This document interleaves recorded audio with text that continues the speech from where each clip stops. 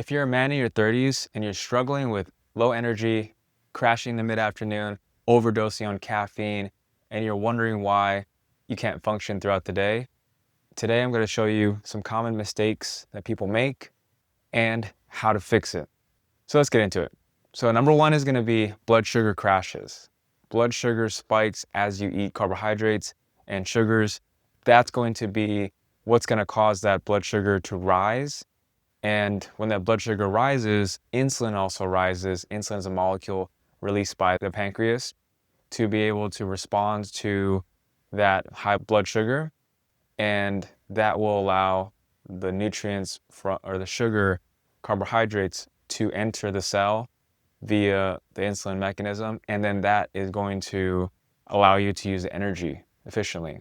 But when the blood sugar spikes and the insulin spikes, insulin triggers your body to store body fat. And then when you eat those foods, especially if it's high calorie foods, it redirects the blood flow to your gut and the intestines, not so much to other parts of the body that are giving you energy. So it's more putting you in a rest and digest state.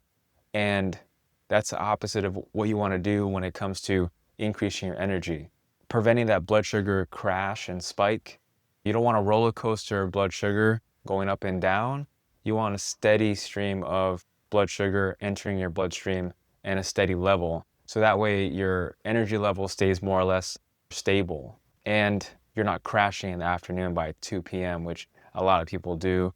Sometimes if I have a high carb breakfast or high carb meal, that tends to happen. Number two is going to be poor sleep quality. Now, sleep is super important. Everybody can agree to that. And so we don't just want to talk about increasing the sleep quantity or the amount of hours you sleep. They say 7 to 9 hours for adults is where you want to be. But it's also from avoiding things that disrupt our sleep, but also making sure that these things are like alcohol, late screens, and stress. These are disrupting your sleep in such a way that you can't really fully recover if it's going to be repeatedly happening throughout the week and throughout your life. So definitely don't want to do anything to disrupt your sleep, but poor sleep quality is up there in terms of common but missed causes of low energy. Number three is going to be hidden inflammation. And what I mean by that is we have a gut microbiome, and it just means the bacteria in our intestines that help us digest nutrients and metabolize nutrients and absorb those to be able to be used for energy. But we have something called gut dysbiosis. Gut dysbiosis just means that the microbiome and the bacteria in your gut, there's a lack of proper function or a dysfunction. Something's not working right in the bacteria in your gut, and that's why you get gut dysbiosis. And that just comes from some of the foods you're eating or not eating and stress and things like that. Poor recovery is another aspect of it when it comes to hidden inflammation. That can increase your inflammatory response when you're not recovering from exercise and life and stress, as well as ultra-processed foods. Ultra-processed foods are basically things that come in a box with 3, 4, 5, 15 ingredients that no one knows what they are, and it can disrupt and cause an inflammatory response in your body. Those are the things to look at when it comes to inflammation. The next thing is things like low testosterone or DHEA, which is another kind of precursor of testosterone. It's important for energy and motivation. And when those hormones drop, energy and motivations drop. And what I mean by that is normal part of aging, it drops already.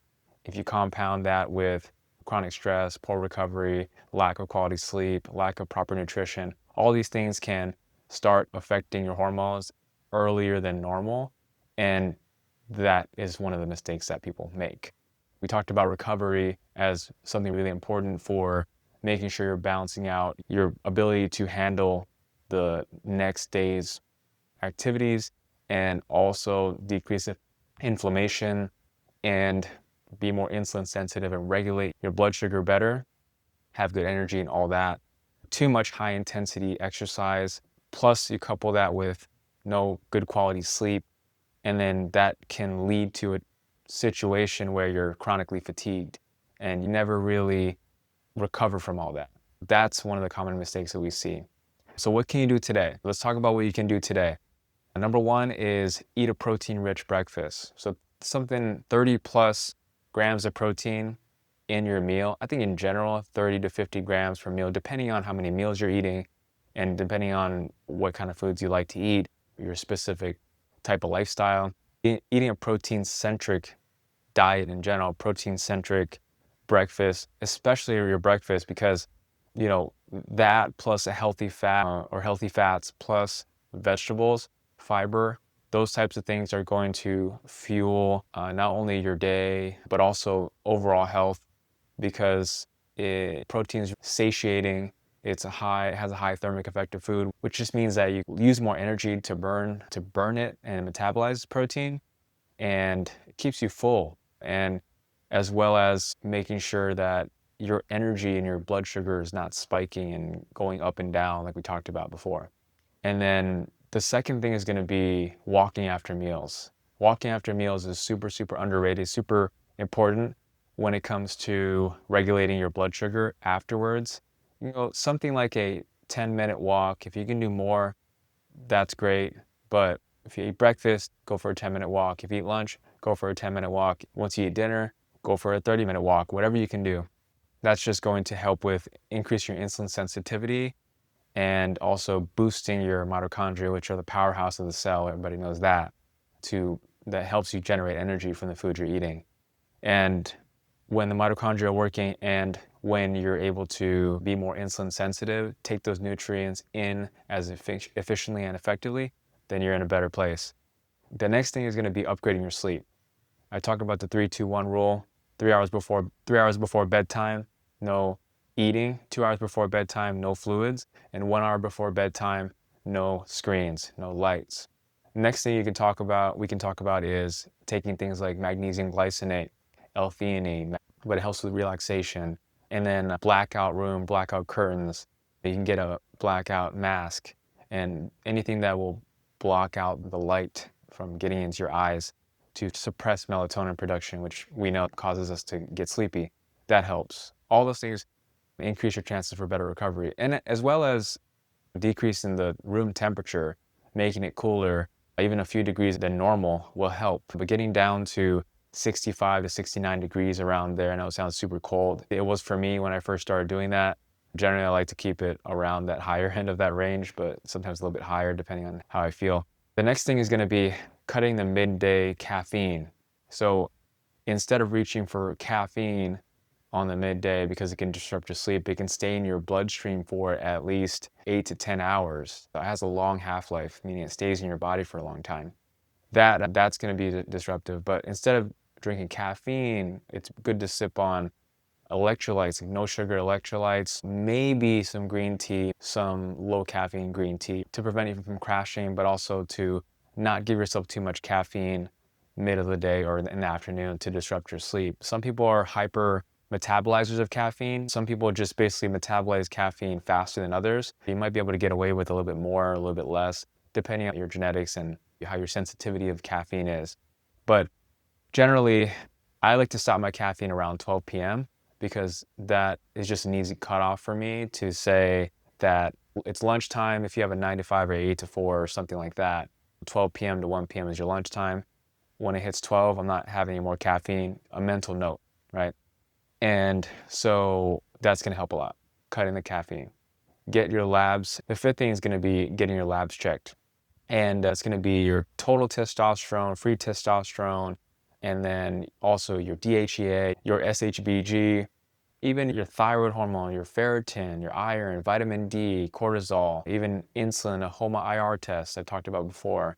So all these things can help with figuring out if you are deficient in certain vitamins, if you are high in certain vitamins or high in certain minerals, if you are, of course, low in testosterone, or if it's normal, high in estrogen, SHBG. These are all things that I'm going to dive deeper in a different video, but basically you need to be testing, not guessing, and that's going to be helpful for you and something that you can do today or soon so we can get an idea of what's going on in your body.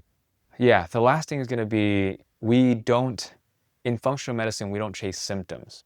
Like I said, I talked about functional medicine versus traditional medicine.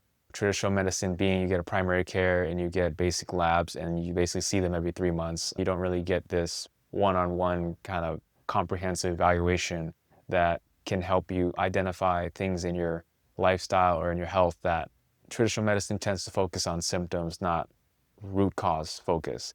We focus on fixing systems, blood sugar regulation, hormone balance, and inflammation control. When those things are optimized, your energy comes back without relying on caffeine or coffee or your motivation. You're more likely to have the drive and have the self-discipline and have the energy to be able to accomplish your goals in life. These are things that are really important that not everybody is looking at. In closing, all these systems are things that I can help you with. If you're interested, book a free consultation with me. It's a 15-minute call online that we can talk about your goals, your dreams, and your vision for your health. We can talk about ordering labs, regular labs, functional medicine labs. We can talk about those. Most importantly, we can see if we're a good fit for each other, meaning that it's something that I can help you with. It's something that you're ready for help or getting help from. I'm here for you on your journey.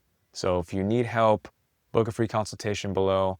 It's a free call, no loss. It's just a win-win. You get a little information and I can give you some insight into what's going on in your health.